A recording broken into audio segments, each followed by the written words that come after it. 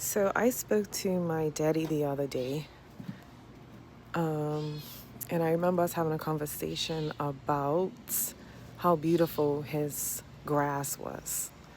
This is a beautiful landscape that we see right here. And I remember us talking about how pristine his yard was, similarly. And he was like, I was like, geez, Daddy, your yard is so perfect. Like, do you have to pay a lot of money to have someone service it, like in terms of irrigation and landscaping? And he was like, no, he doesn't even have an irrigation system.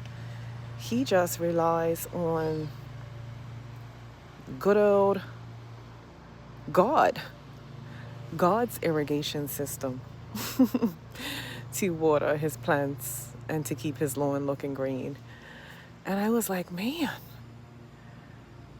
I like how effortless that approach is, because he was like, he's not doing that. I mean, he does what he does in terms of managing it on his own, and then he just lets God do the rest. And I thought that right there is some wisdom, because in many ways in life, that's what we have to do. You know, we can't control everything, and we try to control it.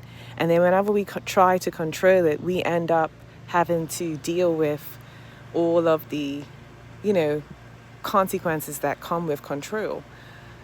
So getting an irrigation system, for instance, is a way for you to control, you know, making the grass look a certain way, which is also our way of trying to portray perfectionism. Grass, just like everything else, has its seasons. So there will be some dry patches here and there, because life isn't about perfection. It's about working with the imperfections. Now, there are times where it will look pristine, and that's all good and wonderful, but there are times where we just have to let it be. We have to let the grass sometimes just look dingy and dry, because that is the season. That's the season that grass is in. It's in its dry season. And instead of us going out there and wasting our money on irrigation systems to help, you know, give the illusion of, oh, we have this perfect grass, how about we just let reality be reality? Okay, so let the grass be dry during certain seasons, and stop trying to front and make it seem like, oh, this is so pristine and it's always got to be pristine. And we do the same thing with ourselves. We always expect to